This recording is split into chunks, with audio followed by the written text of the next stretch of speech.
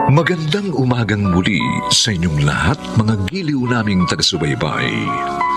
Narito na po ang ating tampok na kasaysayan sa linggong ito, pinamagatang Luluhod Ka, Magmamakaw at Halik sa Aking Paanan. Dito pa rin sa ating natatanging dulang, May Pangako ang Bukas.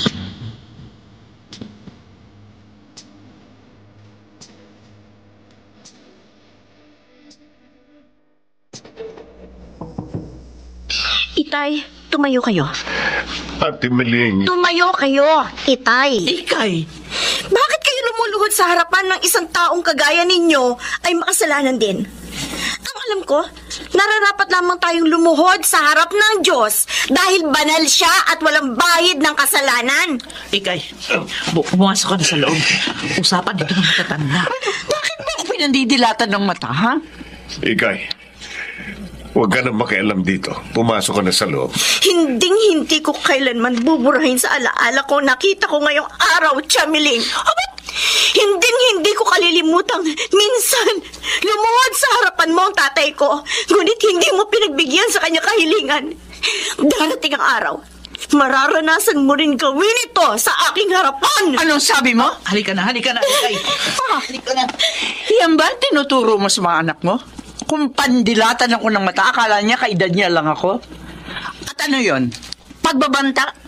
Binabantaan niya ba ako? Kung sakaling anak mo ang nakakita sa iyong naninikluhod sa harap ng isang tao, hindi kaya ganun din ang gawin niya?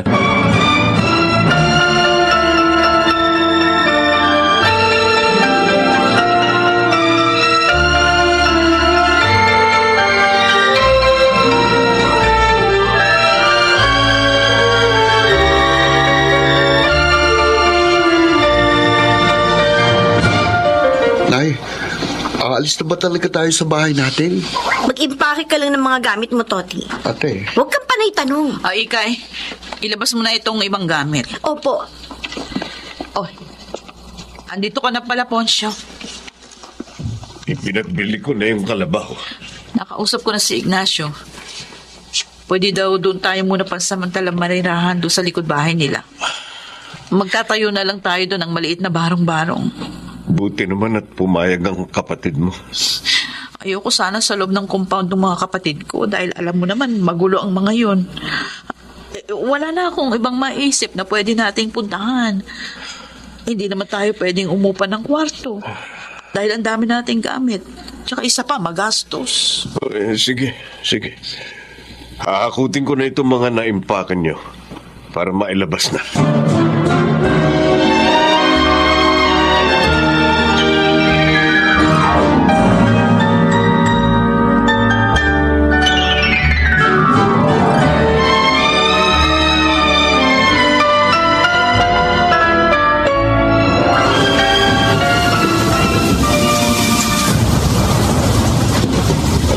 Ng ulan. Oo nga. Narinig ko sa balita sa radyo, may bagyo raw. Paano tayo nito? Hindi pa natatapos itong tinatayo nating maliit na kamalig. Basa na yung iba nating mga gamit. Ilipot muna natin kaya sa bahay ni na Ignacio yung iba. Yung ibang mga gamit natin para hindi mabasa. Oh, sige. Pero hintayin nating humina ng konti ang ulan.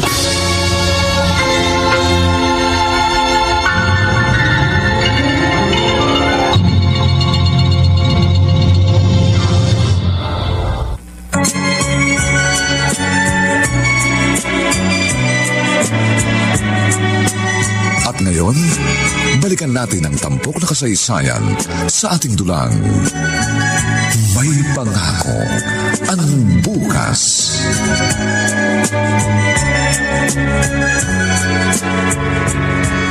Hindi pa nga natin na itatayo ng maayos ang bahay.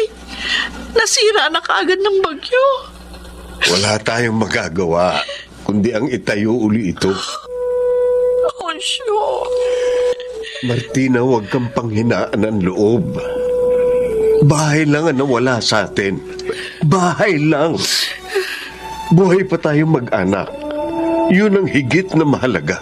Hindi ko ko mapigilang hindi maawa sa kalagayan natin ngayon. Para tayong mga basang sisiw na walang masilungang bahay. Ang mga anak natin hindi pa kumakain. Tama na. Sana nakikita ito ni Ate Miling. Sana nakikita niya ang kalagayan nating ito. Bakit ganito siya kalupit sa atin? Bakit mo ba naging kadugo yun? Wala naman siyang konti pagmamalasakit sa'yo. Bakit kailangan niya tayong pagmalupitan? Wala naman tayong ginawang masama sa kanya. Martina, hindi ito ang panahon ng paghihinagpis. Nalugmok tayo ngayon. Hindi maaring hayaan natin ang mga sarili nating nakadapa. Ngayon ang panahon para bumangon.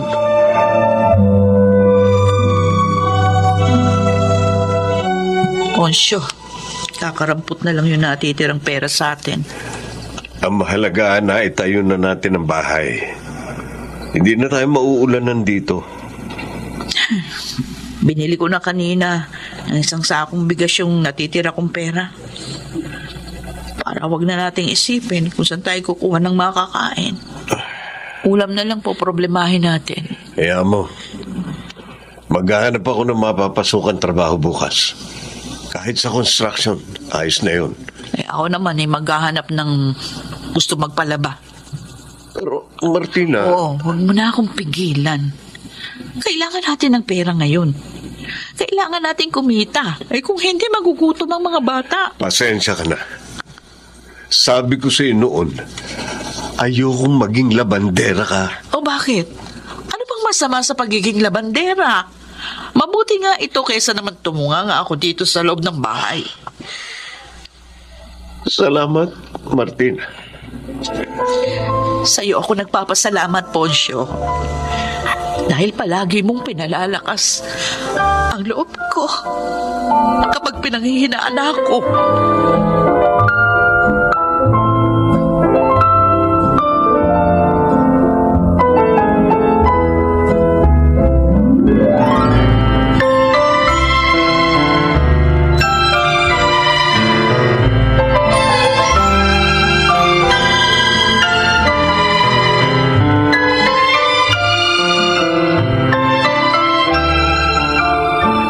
Nay, tulungan ko na kayo maglaba. Ay, wag na, Ikay. Tapos ko naman pong gawin yung mga assignments ko eh. Tutulungan ko na kayo para matapos kayo kaagad. At marami pa kayong makuhang labada. Naku, baka magkasugat-sugat yung kamay mo dahil sa sabon. Pansamantala lang naman to eh. Hindi naman tayo habang buhay maglalabada. Hayaan ninyo, kapag nakapagtapos ako, tutulungan ko kayo ni tatay. Gagawin ko ang lahat para makaahon tayo sa hirap ng buhay. Naku, naway magkatotoo ang iyong pangarap. Magkakatotoo yan, Nay. Alam niyo ba, nakikita ko ang sarili kong nagmamaneho ng sarili kong sasakyan. Oh. Tapos kayo ni tatay, pareho kayo nakasuot ng magarang damit. Aba. Yung branded, ha? Tapos, upo-upo na lang kayo. Hindi na kayo nagtatrabaho kasi may mga katulong na tayo. Ikaw talagang bata ka, pinatatawa mo ako. Di nga, totoo po yun, inay. Yun ang mangyayari. Yun ang gagawin ko. Gagawan ko ng paraan para magkatotoo. Wala namang imposible, ha? Oo na. Sana tulungan ka ng Diyos na matupad ang iyong mga pangarap na yan.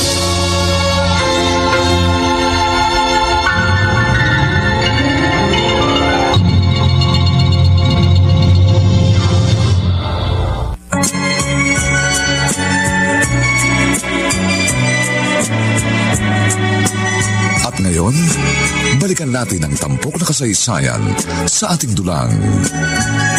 May pangako ang bukas.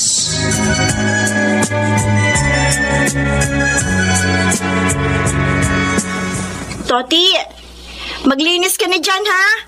Magsasaing ako. Wala si nanay at si tatay may pinuntahan. Ate, Oh, tingnan mo si Bunso. ha? Bakit? Ayan o, inaapoy siya ng lagnat tapos may mga lumalabas na mga mapupula sa balat niya. Tingnan mo. Ano kaya ito? Kahapon sinat lang ang meron siya Pinainom na ng gamot ni nanay pero hindi pa rin wala. Anong gagawin natin, ate?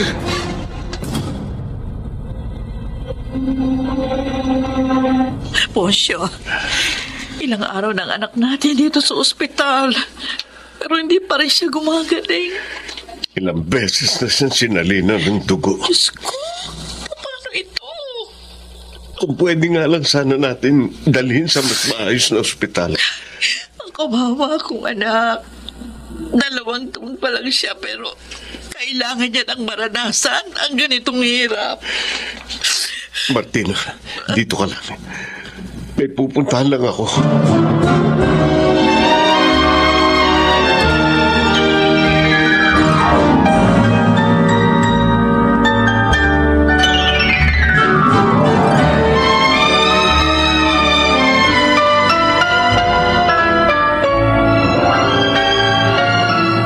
Poncio, ikaw pala. Narito ka. Ano bang amoy yan? Hindi ka ba naliligo? Pasensya ka na, Ate Miling. 3 araw na kasi kami ni Martina sa ospital. Hospital? Bakit? Nasa ospital ang anak namin, bunso. Hoy, bakit narito kang ngayon sa akin? Ate, kakapalan ko na ang mukha ko. Ihiram sana ako sa iyo ng pera. Ha? Gusto namin siyang ilipat sa mas maayos na ospital. Hihiram ka sa akin? Paano mo naman babayaran yun? Hindi ko alam, ate. Hindi ko pa naiisip kung paano. Ang mahalaga ngayon, magamot ng maayos ang anak ko. Hihiram ka sa akin ng pera tapos hindi mo alam kung kailan mo babayaran? Aba, dihado naman yata ako sa usapang ito. Baka babayaan yan eh. Makakalimutan mo na akong bayaran. Ate, pangako. Babayaran ko ang pera. Nagmamakaawa ko sa iyo ngayon kahit para man lang sa anak ko. Wala akong perang maipahihiram sa iyo, Poncio. Ate, pakiusap. Maawa ka sa anak ko. Eto. Ito lang ang maibibigay ko. At huwag mo nang bayaran yun. Bigay ko na lamang sa iyo. Ate Mili.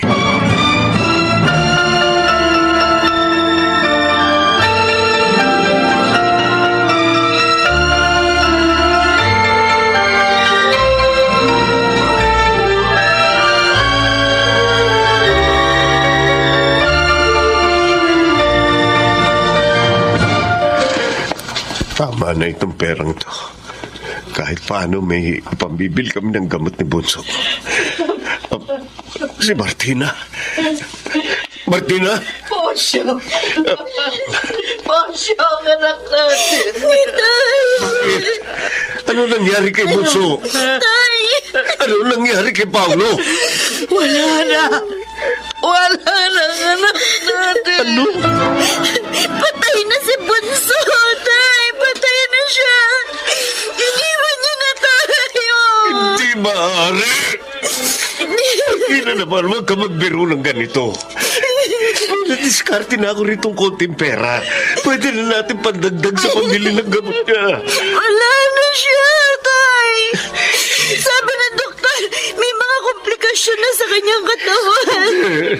Hindi maaari. Hindi pwedeng mamatay ang anak ko. Hindi tayo pwedeng mamatayan ang anak.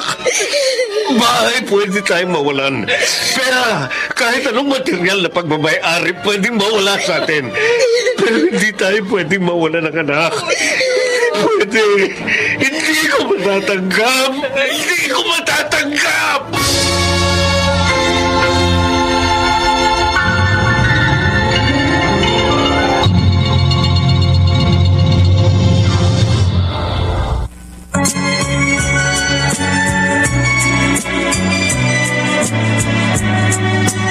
At ngayon, balikan natin ang tampok na kasaysayan sa ating dulang.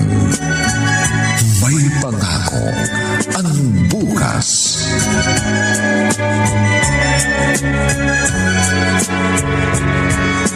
Ate, nagugutom na ako. Oh, kumain ka na.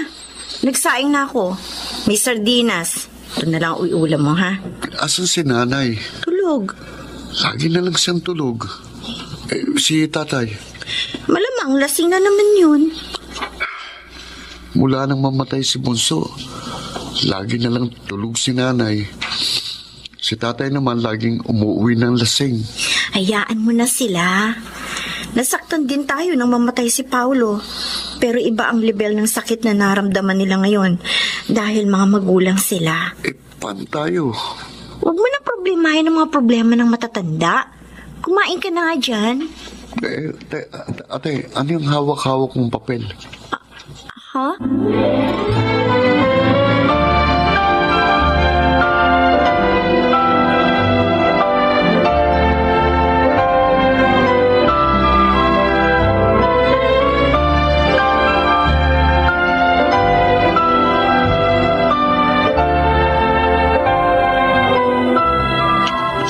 Nay.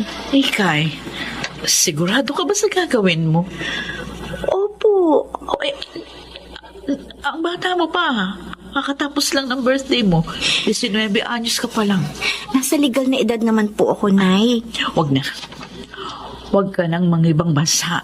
Nay. Kaya ka pa naman namin pag-aralin ng tatay mo. Sayang naman yung oportunidad. Isasama ako ng pinsan ng hipag ni Tio Ignacio. Hindi ko lang maintindihan yung sinasabi niyang proseso, pero mas madali raw kumpara sa ibang proseso ng pag-abroad. Anong trabaho mo dun? Pagdating ko na lang daw doon, saka lang ako maghahanap ng mapapasukan. Ha? Nay, huwag kayong mag-alala. Kaya ko. Kaya ko to.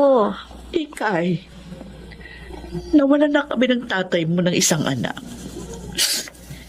Hindi na namin maaatim na mawalan pa ng isa. Mahihiwalay lang ako sa inyo. Pero hindi ako mawawala.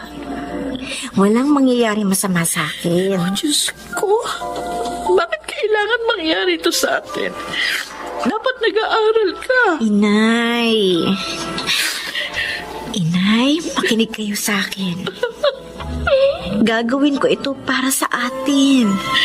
Para matupad ang mga pangarap natin. Magtiwala kayo sa akin. Hindi ako mapapahamak sa ibang bansa. Hindi, Inay.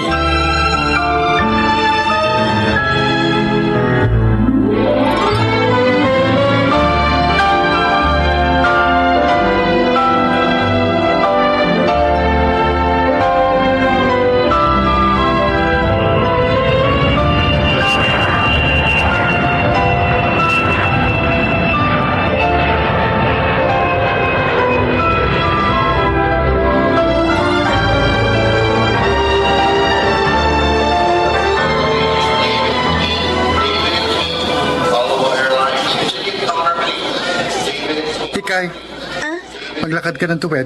Huwag kang palingon-lingon.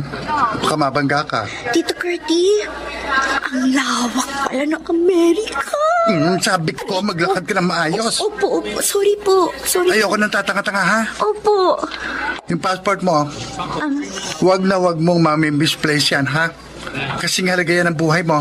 Opo. O, tara na. Ayun ang sasakyan natin. Papunta sa tinitiran ko.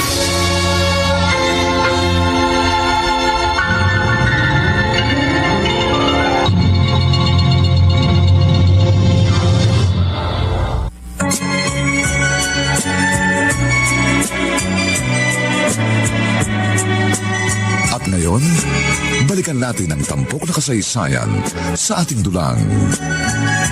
May pangako ang bukas.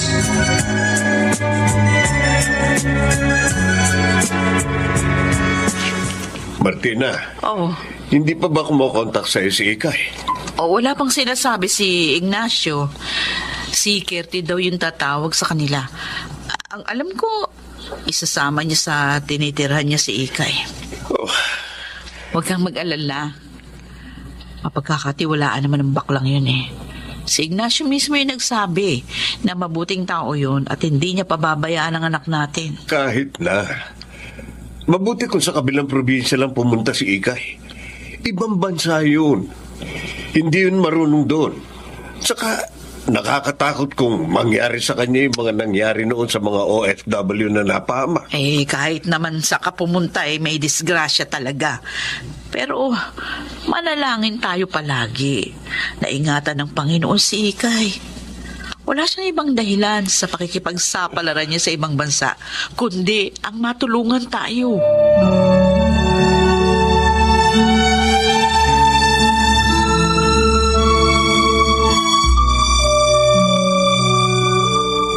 Suki ko sa salon ng anak nito.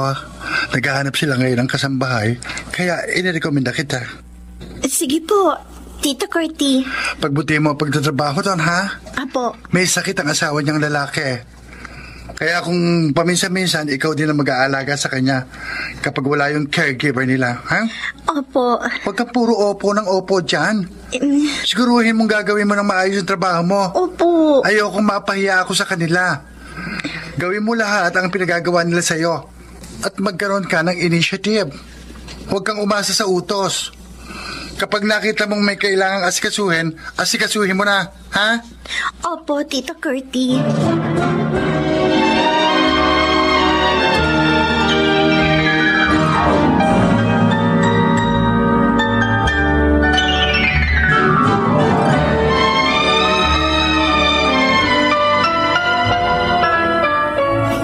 Bubuksan ko ang gripo para hindi nila ako marinig.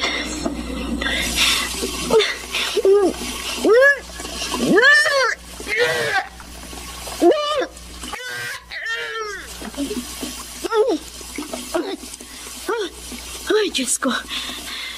Ganito ba kahirap kumita ng pera dito? Kailangan ko ba talagang gawin ito? Kailangan ko ba humawak ng dumi ng ibang tao? Magpunas ng puwet ng ibang tao? Para lang makaahon sa hirap?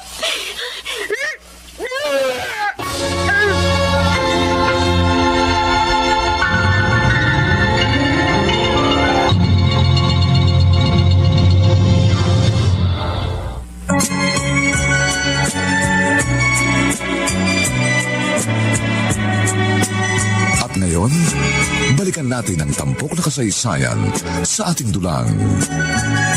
May pangako ang bukas.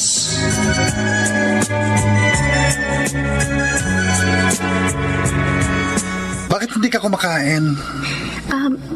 Parang hindi ko kayang kumain, Tito Curti. Sa umpisa lang yan. Para namang hindi ka nag-alaga ng mga kapatid mo.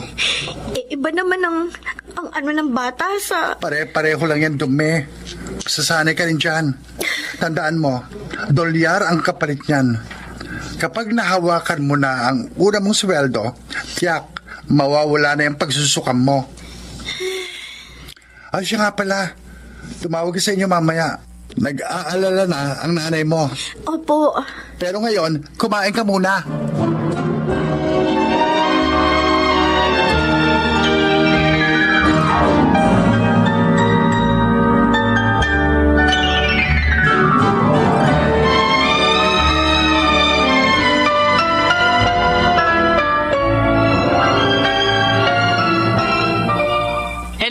Anak, kumusta ka dyan? Ayos lang po ako, Inay. May trabaho na po ako. Talaga? Anong trabaho mo? Sa, ano po, Nay, salon. Asama po ako ni Tito Curti. Talaga? Opo. Maayos po ang kalagayan ko rito. Kaya huwag kayong mag-alala sa akin. Si tatay po. Ay, teka. Oh, Poncio, hinahanap ka. Hello, Ikay. Tay, kumusta na po? Baka po, inom pa rin kayo ng inom, ha? Hindi na. Tumigil na ako. Ay, mabuti naman po. Mababait ba sa'yo mga kano? Oo naman po, Tay. Mababait sila. Basta palagi ka ring mag-iingat dyan, ha? Palagi ka naming ipapanalangin ang nanay mo.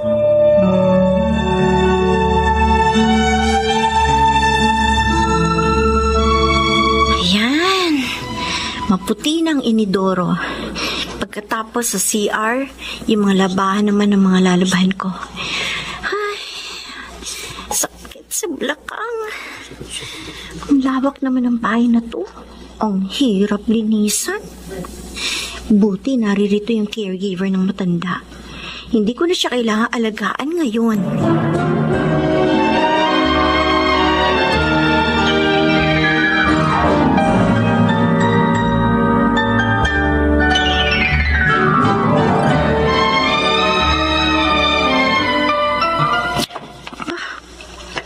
Panay ang post ng anak ni Chamiling. Nasa abroad din pala itong isa. Pero nag-aaral. Tapos palagi namamasyal sa magagandang lugar. Sino yan, Ay! Naku, nakakagulat naman kayo, Tito Curty. Sino yan? Pogi, oh. Pinsan ko. Nasa Japan? Japan yung lugar na yan sa picture, ah. Oo. Nag-aaral siya sa abroad. Mayaman sila. Oo. Mayaman sila at matatalino. Napakalayo na buhay nila sa amin. Silang nagpalaya sa amin doon sa lupang tinitirhan namin. Mayaman sila at matatalino. Pero mga masasama ang ugali nila. Inggit ka lang siguro sa kanila. Siguro nga may konting inggit. Pero mas nangingibabaw ang galit ko sa kanila. Lalo na kay Chamiling. Napakalupit niya. Kaya nga minsan nagtataka ako eh. Bakit yung mga taong may itimang budhi, sila pa'y nakakaranas ng ginhawa? Tapos kami ng mga taong wala namang inaapakan, kami yung gumagapang na parang uod para lang mabuhay. Tingnan mo to. Habang namamasyal siya sa magagandang lugar, ako eto. Nasa ibang bansa rin, pero nagkukuskus ng inidoro. Nagpupunas ng puwet ng taong hindi ko naman kaano-ano. Ikay, walang saysayang pagkukumpara ng buhay natin sa ibang tao. Huwag kang puro ka-etyosan dyan. Ang mabuti mong gawin, magsikap ka. Dahil ang pagsisikap, pagtsatsaga, at pagiging mabuting tao sa kabila ng mga pagsubok na pinagdaraanan natin, ang maghahatid sa atin ng kaginhawaan. Kapag ikinukumpara mo ang sarili mo sa iba, may insecure ka lang. Alam mo kung bakit? Bakit? Dahil palagi kang may mahanap na nakahihigit sa'yo.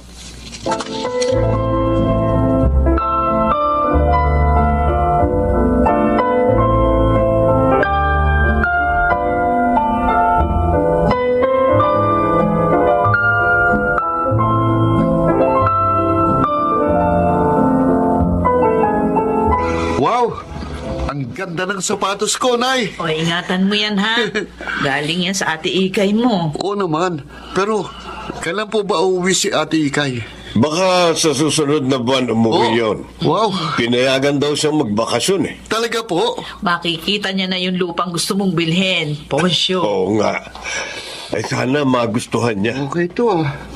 Sayang ang kinikita niyang pera sa abroad kung hindi niya ilalaan sa mga makabuluhang bagay. Malawak ang lupain yun. Pwedeng taniman at pwedeng tayuan ng malaking bahay.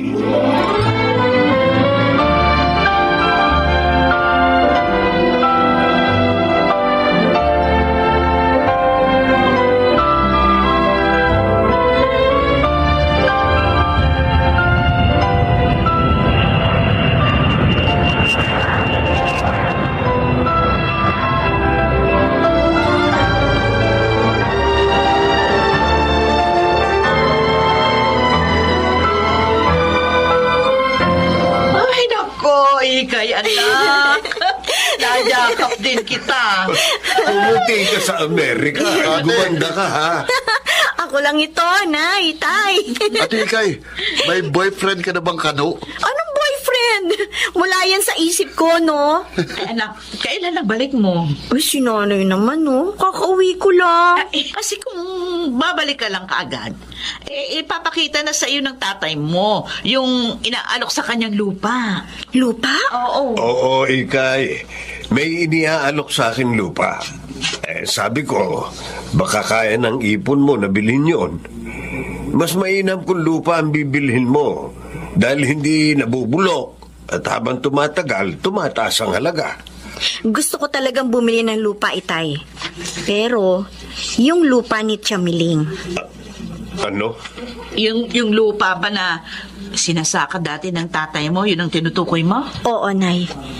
Yung lupang kinatitirikan ng dati nating bahay. Naku, taniman na yun ng mais. Wala na yung dati nating bahay doon. Yun ang gusto ko bilhin, Nay. Ikay. Tayo maghanap kayo ng ibang tao makikipag-transaksyon kay Chamiling.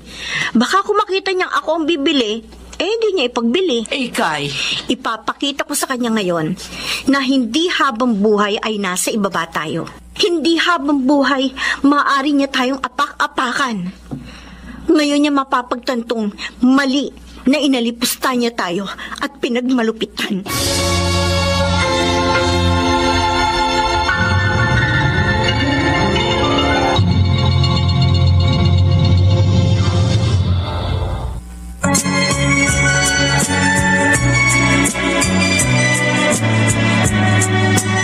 At ngayon, balikan natin ang tampok na kasaysayan sa ating dulang. May pangako ang bukas.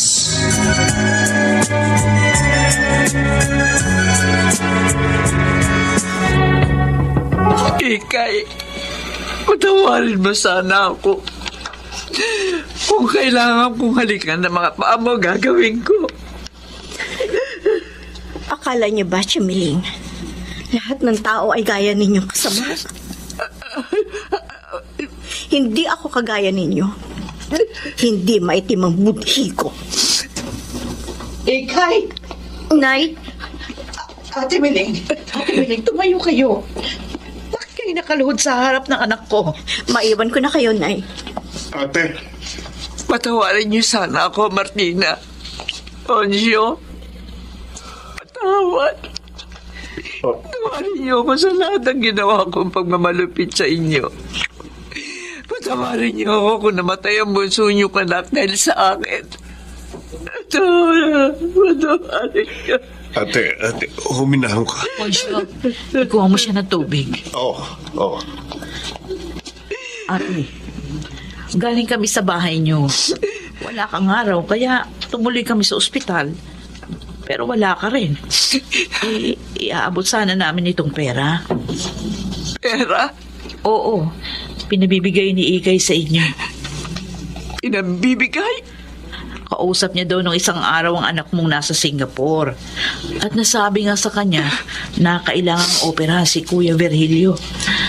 May naitatabi namang pera si Ikay, kaya sabi niya, ibigay daw namin sa iyo bilang tulong. Ate, itong tubig, uminom ko muna. Sige lang. Kahit papano makakatulong ito sa inyo. May kinausap din ata si Ikay na parang, ano ba yung sabi niya, Poncio? Foundation. Ayun, oo, foundation doon sa Amerika. Kakilala kasi nung amo niya, yung parang official ng foundation. Maaari daw makatulong yun sa pagpapagamot kay Kuya Virgilio. Maraming salamat sa inyo. Salamat sa inyo. Patawarin niyo sana ako. Patawarin niyo ako.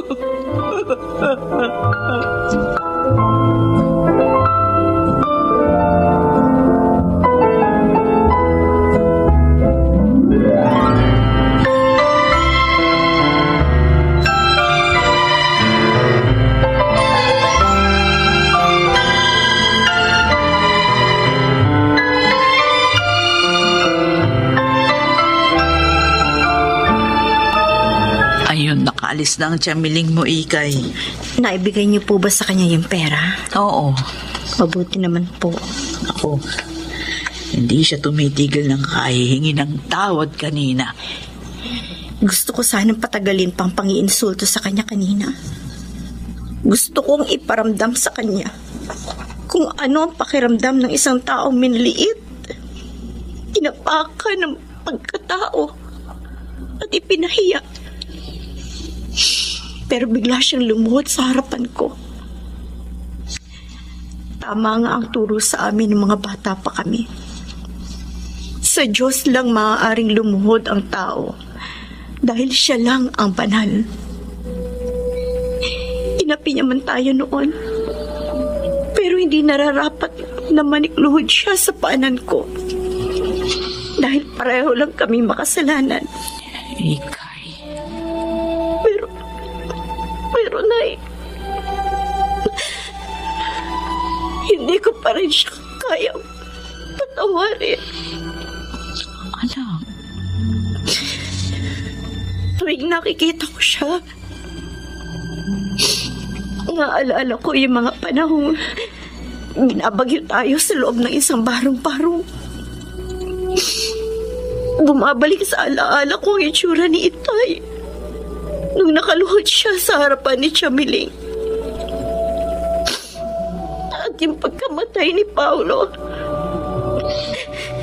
hindi ko yun makakalimutan ni Nay. Ikay, hindi madali ang magpatawad. Huwag mong pilitin ang sarili mo. Hayaan mo munang maghilom ang lahat ng sugat dyan sa puso mo. Hindi mo magagawang magpatawad kung may natitira pang kirot dyan sa dibdib mo. Inay. Higit sa lahat, huwag mong isiping masama kang tao dahil lang sa hindi mo nagawang magpatawad. Maging kami ng tatay mo. Nahirapan ding patawarin ang Chamiling mo. Pero, nung nakita namin na sa kabila ng hirap na pinagdaanan natin, ay lumaki kayong maayos, Titoti, at maginhawa na ang buhay natin. Nagawa na naming ibaon sa limot ang lahat. Pero kagaya mo, nahirapan din kami magpatawad. Kaya huwag kang mag-alala. Darating ang tamang panahon para dyan. Magagawa mo ring magpatawad, anak.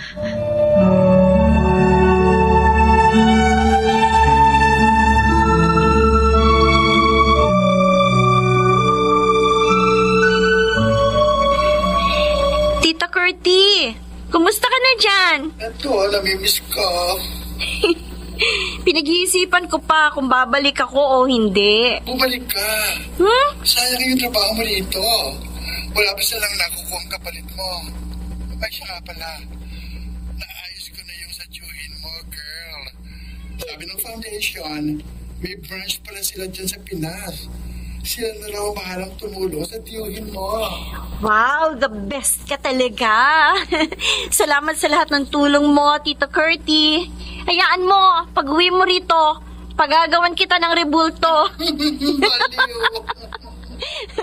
Babalitaan kita kung makakabalik ako dyan, ha? Pero, salamat talaga sa lahat ng tulong mo sa akin. You're my hero. Wow! Pakiramdam ko tuloy.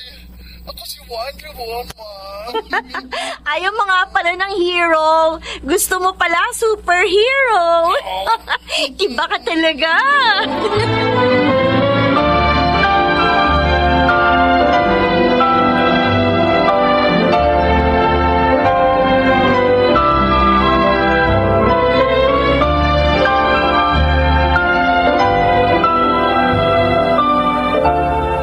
Nailipat na pala ng ibang ospital si Kuya Virgilio, Ate Miling. Oo. Salamat sa tulong ni Ikay, Poncho. Wala yun, ate. Kahit paano, madurugto nga ng buhay ng kuya mo. Makakasama pa namin siya na matagal-tagal. At sana, makita niya pa ang apo niya.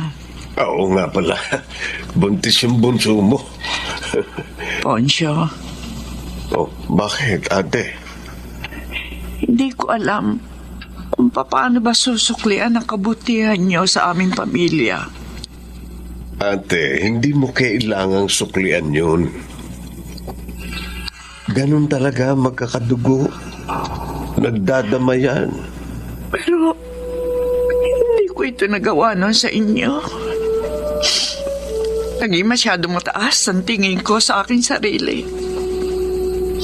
Pero, nung nagkasakit si Berilio, saka ko naunawaang hindi nga pala natin hawak ang ating kapalaran. Wala pala sa kontrol natin ang buhay. Walang kasiguruhan ang kinabukasan. Lahat ay maaaring magbago sa isang igla kung gugustuhin ng Panginoon. Kaya mainam na maging mabuti tayo sa ating kapwa. Hindi natin alam. Maaring kung sino pa ang pinakamababa ngayon, ay siya pang tutulong sa ating bumangon bukas. Masaya akong naririnig sa iyo ang lahat ng ito, ate. Sana, Poncio. Sana naman mapatawad na ako ni Ikay. Yun na lang ang pinapanalangin ko ngayon.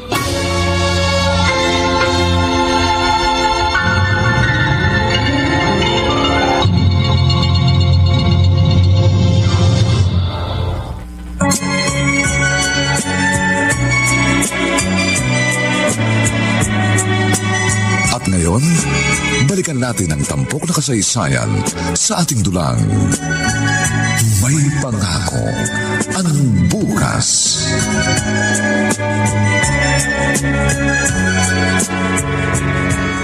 Ayun ate, doon nakalibing si Bunso. Ay, ang tataas na ng damo dito. Oo, hindi nililinis na yung ibang punto ng mga kamag-anak nila eh. Kung nabubuhay si Paulo, ilang taon na ba siya? Siguro, papagraduate na siya sa high school. Dito na tayo. Hello, Bunso. Kumusta ka na? Sana kasama ka namin ngayon. Paulo, ikaw sana ang best man ko eh. Ano? Anong best man? Ay, hindi ko pa pala nasasabi sa'yo, ate. Magpapakasal ka na? Oo. Hindi ka man lang nagsasabi. Kaya nga nagsasabi na ako ngayon eh. Mabuti na ito. Sa harap ni Paulo mo nalaman. Alam na ba ito ni nanay at tatay? Ha?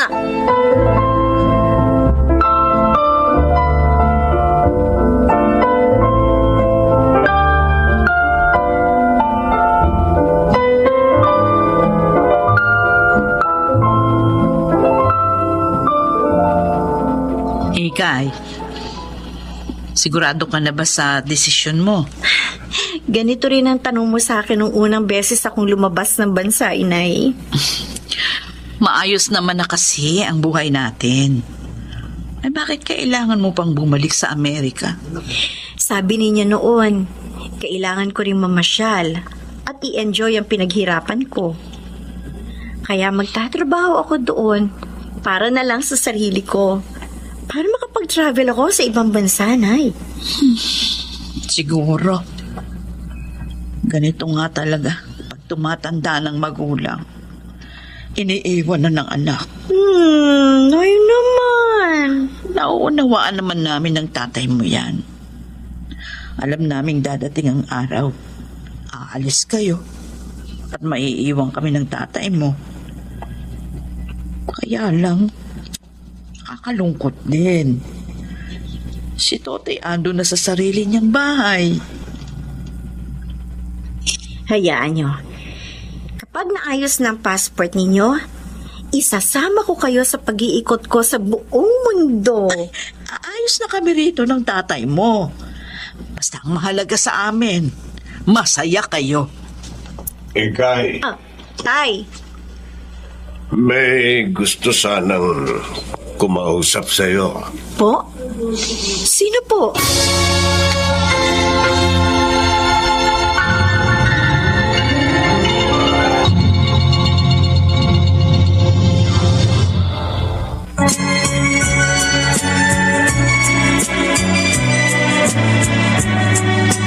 At ngayon, balikan natin ang tampok na kasaysayan sa ating dulang. May pangako ang bukas.